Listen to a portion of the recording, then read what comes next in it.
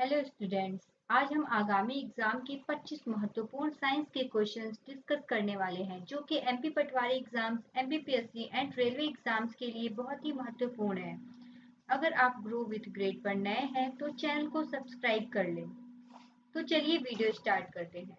आज का पहला प्रश्न है,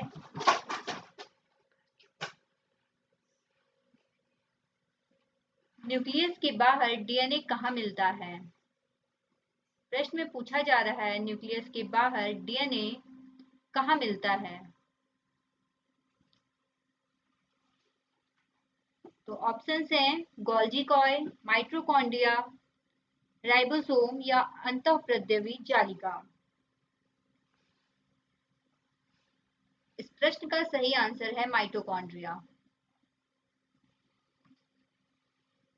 यूकैरियोटिक कोशिकाओं में डीएनए की प्रचुर मात्रा नाभिक के भीतर मौजूद रहती है।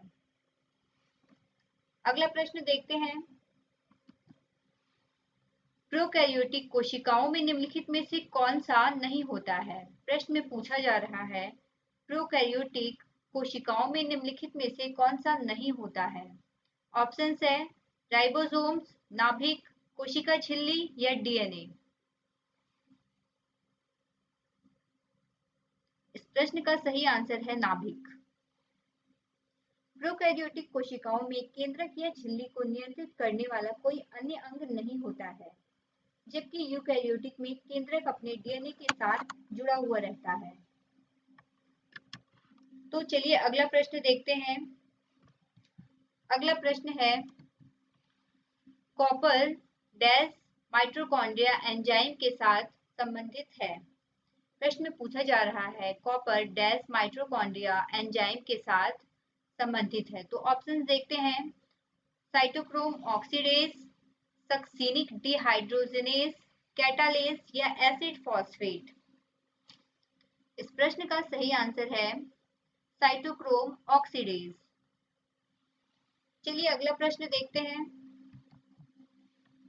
निम्न में से कौन सी कोशिकाओं को आत्मघाती बैग कहा जाता है? तो ऑप्शंस है लाइसोसोम्स, राइबोसोम्स, डिक्टोसोम्स या फैगोसोम्स। लाइसोसोम्स को आत्मघाती बैग कहा जाता है। लाइसोसोम की कोशिकाओं को आत्मघाती थैलियां कहा जाता है, जिसमें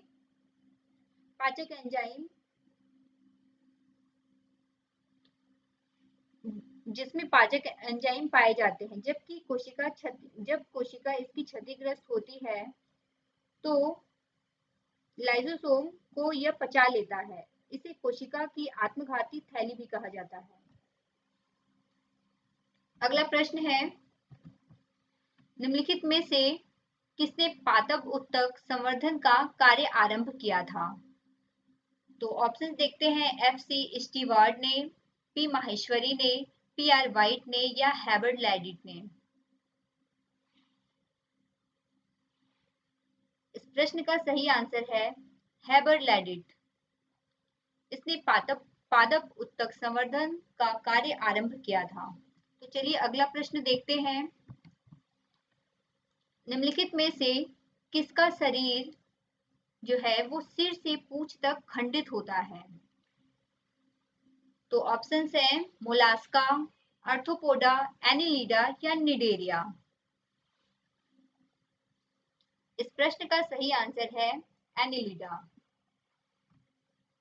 एनिलिडा को वलित कृमि भी कहा जाता है। इनका शरीर द्विपार्श्वी सममित होता है। तो चलिए अगला प्रश्न देखते हैं, निम्नलिखित में से किसके मध्य सिनेप्स अंतराल स्थित होता है? प्रश्न में पूछा जा रहा है किसके मध्य में सिनेप्स अंतराल पाया जाता है? तो ऑप्शंस देखते हैं, दो तंत्रिका कोशिकाओं के मध्य, मस्तिष्क तथा मेरुरज्जु के बीच या दो गुर्दों के बीच या इनमें से कोई नहीं। इस प्रश्न का सही आंसर है दो तंत्रिका तंत्र। दो न्यूरॉनों के मध्य का अंतराल सिनेप्स कहलाता है। अगला प्रश्न है, एक विशेष कार्य करने वाले समान कोशिकाओं के समूह को क्या कहते हैं? प्रश्न में पूछा जा रहा है विशेष कार्य को करने वाले समान कोशिकाओं के समूह को क्या कहा जाता है? तो चलिए ऑप्शंस देखते हैं। उत्तक, अंगतंत्र, अंग या कोशिकीय संरचना। इस प्रश्न का सही आंसर है उत्तक। उत्तक समान कोशिकाओं का एक समूह है जो एक विशिष्ट कार्य को निष्पादित करने हेतु एक साथ कार्य करते हैं।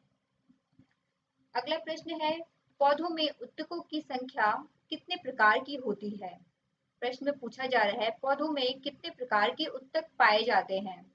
ऑप्शंस है 3, 2, 5 या 6। पौधों में 3 प्रकार के उत्तक पाए जाते हैं। ये तीनों प्रकार हैं त्वचीय उत्तक, ग्राउंड उत्तक या संवहन उत्तक।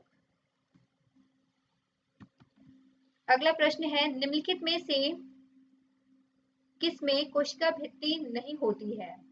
प्रश्न में पूछा जा रहा है इनमें से किसमें कोशिका भित्ति नहीं होती है? तो चलिए ऑप्शंस देखते हैं। यूग्लिना में, गोन्यूलेक्स में, पैरामीशियम में या माइकोप्लाज्मा में। इस प्रश्न का सही आंसर है माइकोप्लाज्मा।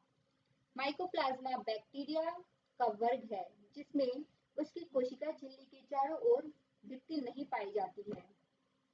तो चलिए अगला प्रश्न देखते हैं। निम्नलिखित में से किसको कोशिका का शक्ति गृह भी कहा जाता है? तो ऑप्शंस हैं लवक, सूत्रकणिका, गोल्जी कॉइल या कोशिका भित्ति। इस प्रश्न का सही आंसर है सूत्रकणिका। माइटोकॉन्ड्रिया जिसको कि सूत्रकणिका भी कहा जाता है को कोशिका का पावर हाउस या बिजली घर कहा जाता है क्योंकि यह कोशिका का अधिकांश ऊर्जा उत्पन्न करने में उत्तरदायी होता है। तो चलिए अगला प्रश्न देखते हैं। एक कोशिकीय जीव कैसे प्रजनन करता है? तो ऑप्शंस हैं कोशिका विभाजन द्वारा, कोशिका प्रजनन द्वारा, कोशिका संश्लेषण द्वारा या विखंडन द्वारा। इस प्रश्न का सही आंसर है कोशिका विभाजन। एक कोशिकीय जीव अलैंगिक विधियों द्वारा प्रजनन करते हैं। प्रजनन की इस अलैंगिक विधि में कोशिका विभाजन शामिल होती है। प्रजनन की विभिन्न अलैंगिक विधियों में देखते हैं हम तो इसमें द्विखंडन, बहुखंडन और विखंडन, मुकुलन इत्यादि शामिल होते हैं।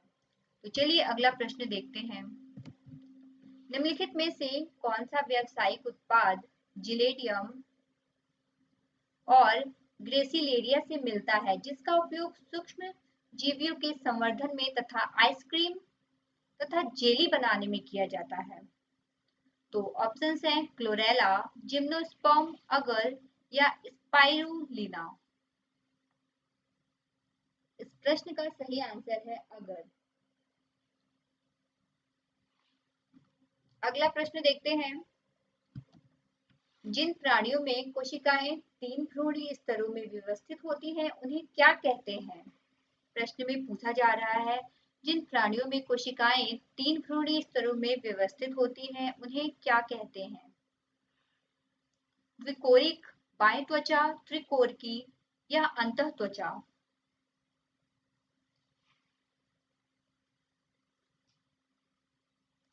इस प्रश्न का सही आंसर है त्रिकोरिकी जिसको ट्रिप्लोब्लास्टिक के नाम से भी जाना जाता है। चलिए अगला प्रश्न देखते हैं। निम्नलिखित में से किस वैज्ञानिक ने पहली बार जीवित कोशिका के लिए प्रोटोप्लाज्म शब्द का प्रयोग किया था? प्रश्न में पूछा जा रहा है किसने जीवित कोशिका के लिए प्रोटोप्लाज्म शब्द का प्रयोग किया था? तो ऑप्शंस देखते हैं। Robert Hooke, Leeuwenhoek, Robert brown या पुरकिंजे।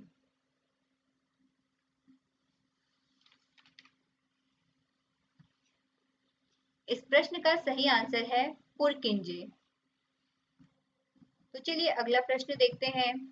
ग्लाइकोलिसिस का अंतिम उत्पाद क्या होता है? पूछा जा रहा है ग्लाइकोलिसिस का अंतिम उत्पाद क्या होता है? तो ऑप्शंस हैं ethyl alcohol, carbon dioxide, pyruvic acid या ग्लूकोज।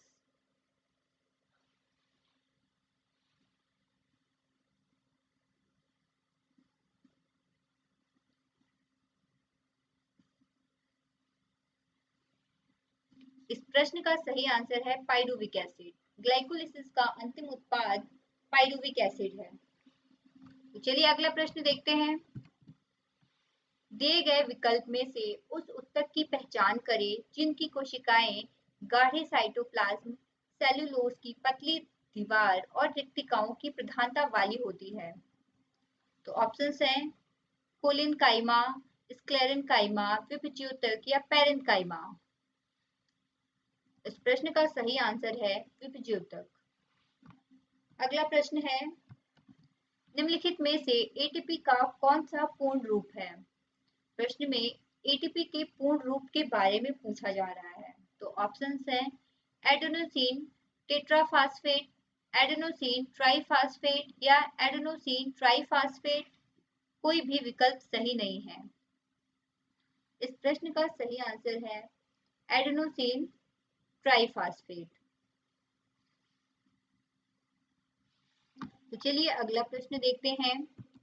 एक कोशिका के केंद्रक में कौन सा द्रव्य होता है?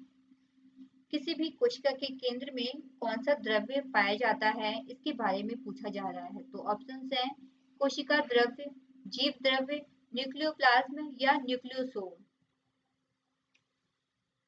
इस प्रश्न का सही आंसर है न्यूक्लियोप्लाज्म। न्यूक्लियोप्लाज्म डीएनए और न्यूक्लियोई के आसपास के स्थान को भरने वाले नाभिक के तरल या अर्धतरल पदार्थ हैं। अगला प्रश्न है, एक वयस्क रंध्र में निम्नलिखित में से कौन सा उपस्थित नहीं होता है? तो ऑप्शंस देखते हैं जीव द्रव्य तंतु, हरित लवक, कोशिका भित्ति या रिक्तिका।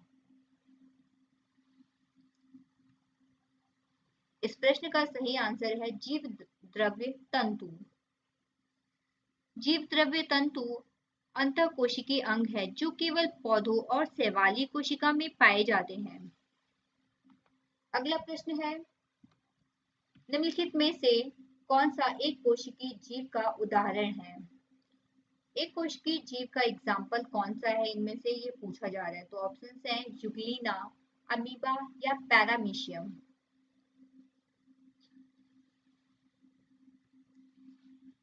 तो इस प्रश्न में सारे ऑप्शन सही हैं। युग्लिना, अमीबा और पैरामीशियम सभी एक कोशिकीय जीव की श्रेणी के अंतर्गत आते हैं। तो चलिए अगला प्रश्न देखते हैं। सूक्ष्म जीव मृत पादपों पर डैश के उत्पादन के लिए क्रिया करते हैं। तो ऑप्शंस हैं बालू, कुकुरमुत्ता, ह्यूमस या कास्ट। इस प्रश्न का सही आंसर है ह्यूमस। अगला प्रश्न देखते हैं। निम्नलिखित में से कौन सा प्रोटीन बाल में पाया जाता है? हमारे बालों में कौन सा प्रोटीन पाया जाता है, यह पूछा जा रहा है। तो ऑप्शंस हैं हिस्टोन, केराटिन, इलास्टिन या एक्टिन।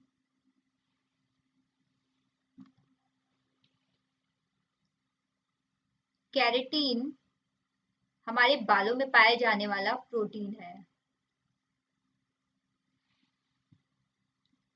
केराटिन जो है बालों में ह्यूमन के बाल, सींग, पंजे, खुर और मानव त्वचा की बाहरी परत को बनाने वाला एक प्रमुख पदार्थ होता है।